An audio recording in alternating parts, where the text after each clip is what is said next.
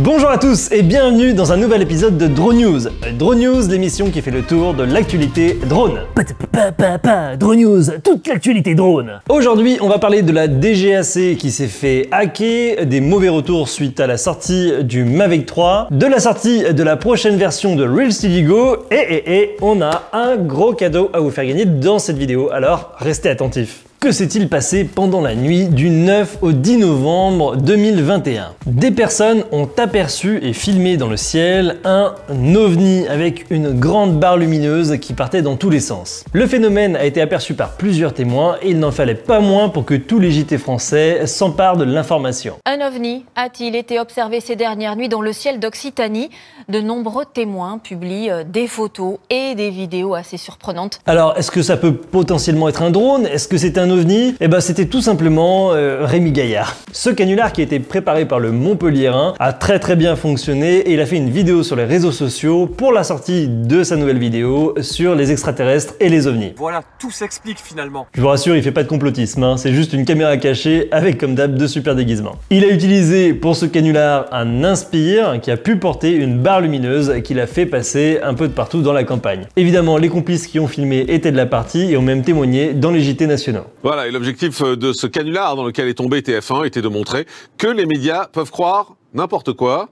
Et c'est réussi. Un objet volant non identifié, en voici un autre, il s'appelle FSAM, il peut se dérouler et n'a qu'une seule hélice. Ce drone créé par l'université de Singapour a été conçu pour voler comme des samars. Vous savez, ce sont ces petits teuteux avec une aile qui volent dans le ciel quand ils tombent de l'arbre. Les graines tournent dans le vent pour partir plus loin et c'est ce phénomène physique que l'université a essayé de copier avec ce drone. La batterie et les composants électroniques sont placés au centre et il n'y a que le rotor qui est à l'extrémité du drone pour pouvoir propulser son aile principale. L'appareil pèse 69 grammes, donc 40% pour la batterie, et c'est avant tout une belle preuve de concept sur un drone très original qui a été faite là. Il arrive quand même à 16 minutes d'autonomie, et c'est un beau prototype dont ils ne savent pas exactement comment ils vont s'en servir, mais qui pourrait être utilisé pour d'autres types de technologies. Autre technologie originale, le cyclogyro. Le cyclogyro, proposé par la société Cyclotech, propose un nouveau type de moteur pour le moins original. 5 pales sont montées autour d'un bras qui est en rotation. Ces pales ont un angle inclinable pendant les vols et permettent de faire varier la portance sur la pale en fonction de sa position pendant la rotation de l'axe. La difficulté vient du fait que les pales doivent rester contrôlables et inclinables alors que le cyclogyro a des moteurs qui vont à 3500 tours minute. Les promesses, c'est d'avoir un nouveau type de moteur à disposition qui soit moins énergivore. Le premier prototype, dont la démonstration a lieu le 20 août 2021, pèse quand même 80 kg et c'est plus destiné à par exemple le transport de personnes ou les gros appareils. Alors est-ce que c'est une solution pérenne à l'avenir? On vous tiendra naturellement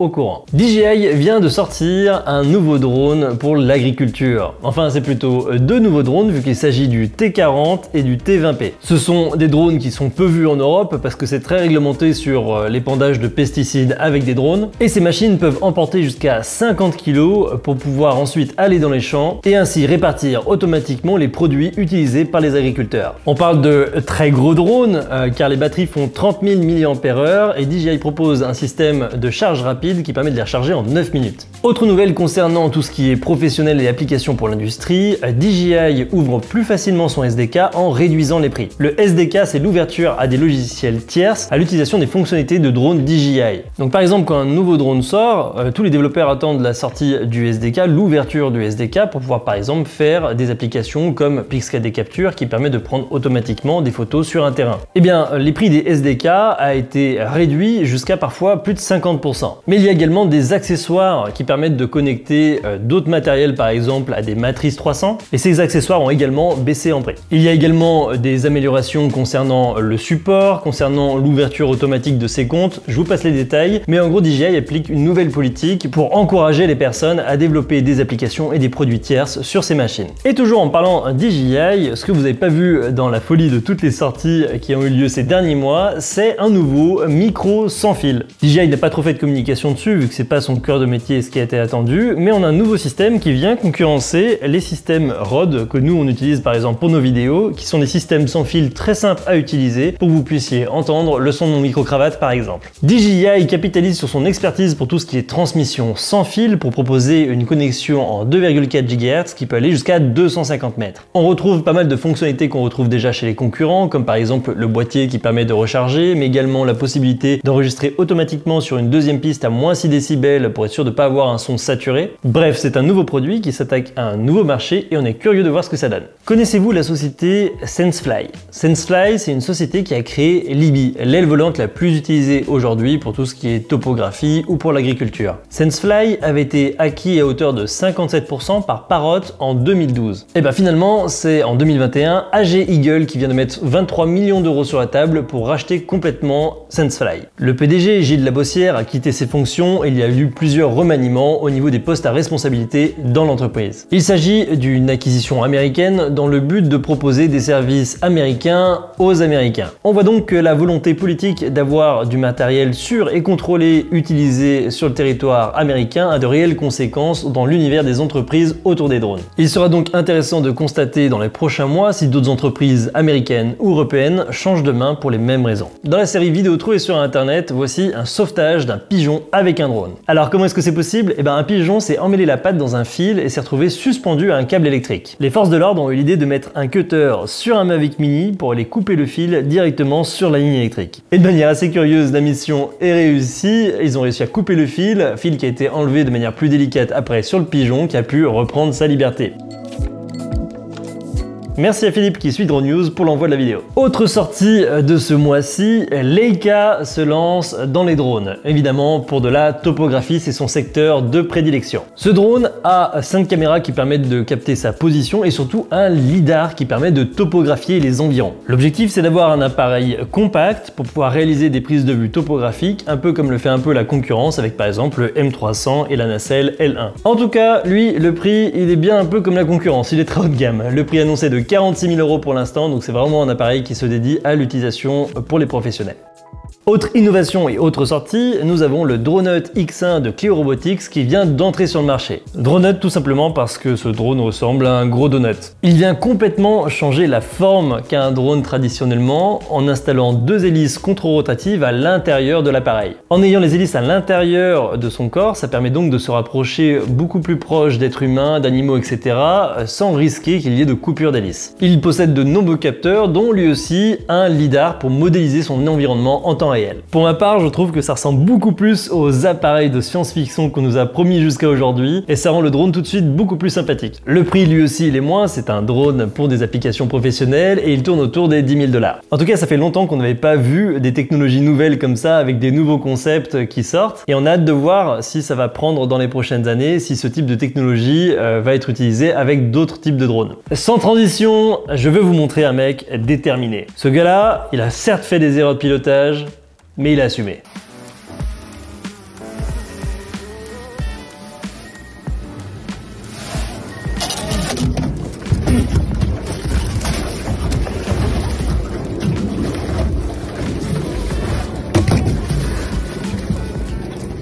Et oui, parce que se prendre une canne à pêche avec un drone, c'est pas terrible, mais quand on a des réflexes comme ça, franchement, chapeau. Est-ce que vous seriez prêt à vous installer à l'intérieur de votre propre drone? C'est ce que vous propose Jetson One pour 79 000 €. Il vous propose un appareil en kit à monter vous-même. Alors malheureusement, au moment où on parle, les 15 premiers prototypes ont déjà été vendus et il ne reste plus que 3 à la livraison. Vite, dépêchez-vous. Pour vous donner des caractéristiques techniques, ce Jetson One pèse 40 kg à vide, 90 kg avec ses batteries. Il dispose de 8 hélices et 8 moteurs, il a une manette des gaz et un joystick pour pouvoir le diriger. Il y a un capteur lidar qui permet de détecter les obstacles et la distance par rapport au sol et il peut quand même aller jusqu'à plus de 100 km/h. Ils ont donc sorti cette vidéo promotionnelle et si vous voulez faire une précommande, vous n'avez qu'à débourser 19 000 €. Et pour prouver qu'ils ont confiance dans le matériel, la société a même sorti une vidéo où on les voit évoluer au travers d'une forêt. Alors certes, c'est dégagé, c'est sur une route, mais quand même, il faut avoir du courage. On va faire une petite parenthèse maintenant, simulateur de drone FPV. Le simulateur Liftoff, qui est l'un des simulateurs les plus connus au monde, va sortir un nouvel opus sur les micro-drones. Le but c'est de voler avec des petits drones en intérieur. Il y aura 6 micro-drones différents et 3 cartes différentes. Ce jeu sortira le 30 novembre, il est disponible en prévente à 15 €, il passera ensuite à 20 € et il va inclure des fonctionnalités intéressantes comme un mode multijoueur et un outil pour créer ses propres cartes. Liftoff est en train de travailler également sur un autre projet début 2022 pour proposer du suivi de courses de drift. Mais on a un Français qui est très doué, qui propose le simulateur de vol Uncrashed et qui vient de sortir ce mode de suivi de voitures qui font du drift. Vous pouvez le retrouver en mise à jour gratuite directement sur Uncrashed et vous trouverez également l'ajout de 2 nouvelles cartes. Et vu qu'il est français, vous verrez une de ces 2 cartes, c'est un super spot, un bandeau qu'on connaît bien en France sur les alentours de Marseille. Bien joué Louis, et vous pouvez retrouver la vidéo qu'on a fait en test sur ce simulateur juste ici. Vous avez peut-être vu notre test du Mavic 3 sur lequel on était assez critique sur certains aspects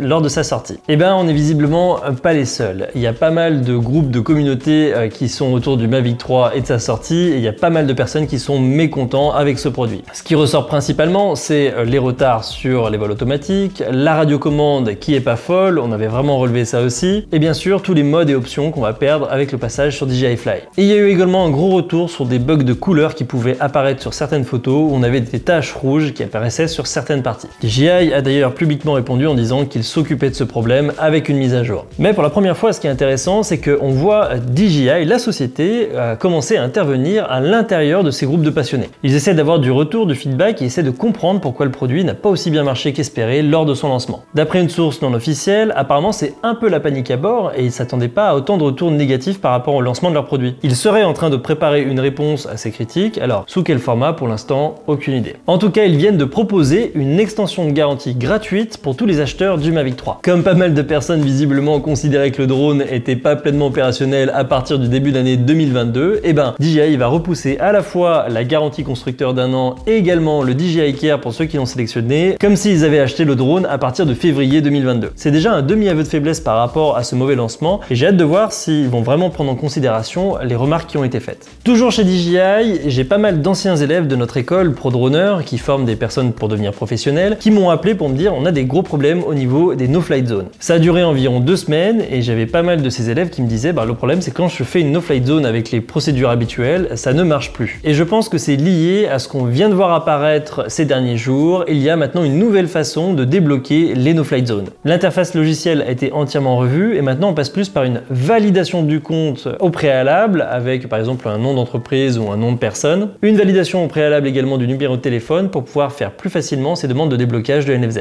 Des premiers essais que j'ai pu faire, ça fait un peu moins fouillis, c'est un peu plus pratique et les bugs qu'on a vus ces dernières semaines étaient certainement dus au passage sur cette nouvelle plateforme. Sans transition, vous avez vu beaucoup d'extraits vidéo de drones qui tournaient autour de volcans ces derniers temps. On comptait pas en rajouter une couche, mais on a découvert une super vidéo de Nicolas Gaillard qui nous a fait un rendu aux petits oignons. Il a tourné ses images avec un racer de 6 pouces en 5,8 GHz en analogique et avec une GoPro Hero 9. Le plus incroyable finalement, vu ces magnifiques images, c'est que le drone soit revenu sans avoir fondu.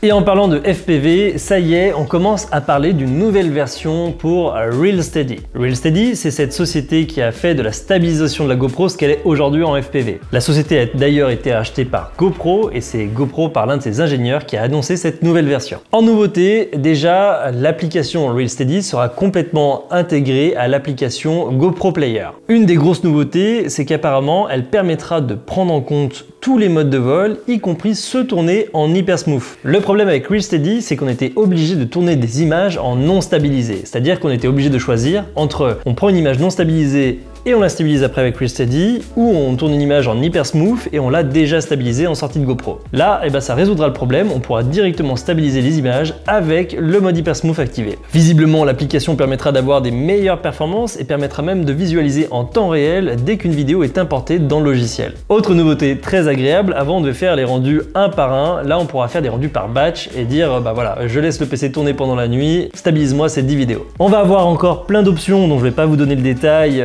mais On va avoir par exemple des réglages au niveau du ratio de format, on va avoir des réglages sur la correction de l'effet fisheye, ça va être très intéressant à regarder. Et GoPro nous promet une optimisation pour les derniers processeurs d'Apple, les M1, M1 Pro, M1 Max. Apparemment, il y aura une bêta privée qui devrait sortir en décembre, mais pour tout le reste, concernant la disponibilité, le prix, pour l'instant, on n'en sait rien. Vous vous en souvenez peut-être, on s'est déjà moqué très fortement du site d'inscription à l'examen de la DGAC qui s'appelle Océane. En effet, c'était le seul site à ma connaissance qui proposait des horaires d'ouverture entre 9h et 17h. Pour des raisons techniques, nous sommes contraints de limiter temporairement les accès de scène aux horaires suivants. Du lundi au vendredi de 9h à 17h30, heure de Paris, sauf jour férié. C'est le seul site que je connais qui est ouvert que de 9h à 17h30.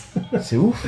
C'est incroyable, hein. Eh ben, on en sait désormais plus sur les raisons de ces horaires d'ouverture. L'accès à Océane a été bridé suite à un problème informatique. Et plus qu'un problème informatique, elle a été bridée par un problème de hacking. C'est en fait un moniteur de parachutisme de 31 ans qui avait la flemme de passer son diplôme professionnel pour devenir pilote privé, qui a commandé à une autre personne pour environ 1500 € en espèces le hacking de cette plateforme pour lui permettre de réussir l'examen. Il y a des mecs qui ont vraiment la flemme quand même. Ils ont été tous les deux condamnés à 4 et 6 mois de prison avec sursis. De l'aveu de l'hacker lui-même, la plateforme était archaïque, ce qu'on confirme, et du coup était facilement piratable avec des accès de base de données qui étaient grandes ouvertes. L'objectif pour eux, c'était de voir les questions qui étaient posées à l'avance à l'examen pour pouvoir le réussir. Sauf que ce qu'ils avaient oublié, c'est que les questions sont posées de manière aléatoire, donc théoriquement, ça ne servait à rien. Les intrusions du hacker ont fait planter les bases de données, ce qui a mis la puce à l'oreille aux personnes qui géraient le site à la DGAC. Le hacker avait un réseau VPN, mais si le réseau VPN avait différentes entrées, il avait toujours la même sortie, et après des réquisitions qui ont été faites auprès de ce réseau VPN, on leur a donné les adresses IP. Entre 2019 et 2020, la DGAC s'était fait discrète en disant qu'il y avait juste eu un renfort de sécurité par rapport à ces plateformes, mais on n'était pas du tout au courant de cette histoire. Résultat des courses, on a eu le droit en même temps, alors je sais pas si c'est une coïncidence ou pas, à un lifting du site, ça lui a fait grandement du bien, et on est très heureux de constater qu'à présent, il n'y a plus besoin d'horaires d'ouverture administratifs pour pouvoir accéder au site d'inscription. La DGAC qui vient d'ailleurs d'apporter un éclaircissement par rapport au brevet nécessaire pour la catégorie A2 en scénario open.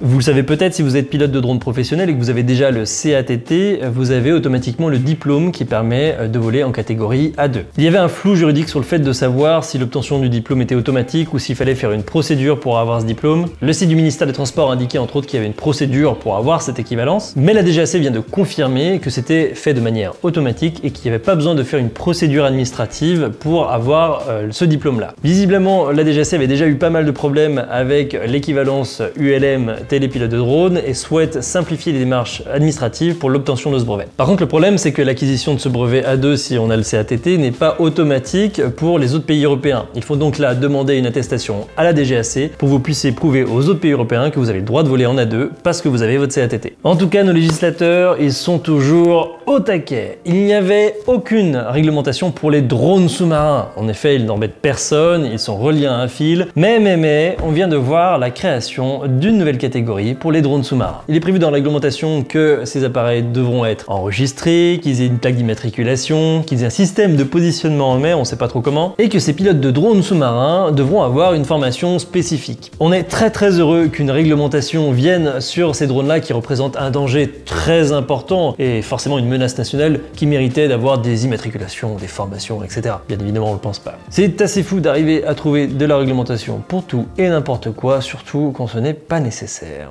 Allez, on va terminer sur une note positive et on va vous faire gagner ce nouvel appareil qui vient de sortir. C'est la marque EcoFlow, vous la connaissez, on a déjà fait un test sur un de leurs produits et nous ont envoyé ce produit pour vous le faire gagner. Cette nouvelle batterie qu'ils ont sortie est vraiment conçue pour un petit usage nomade, c'est une capacité de 210 Wh et ça intègre plein de fonctionnalités très pratiques. Alors on a toujours ce qu'il y a sur les batteries EcoFlow, des ports USB, port USB-C, une prise 220 et une prise 12 volts. Voilà, elle est là la prise 220. Et aussi un chargeur sans fil pour téléphone sur le dessus. Donc c'est le genre de batterie qu'on va emmener en camping, en soirée ou pour recharger 2-3 batteries de drone. Il est également compatible avec la recharge solaire, etc.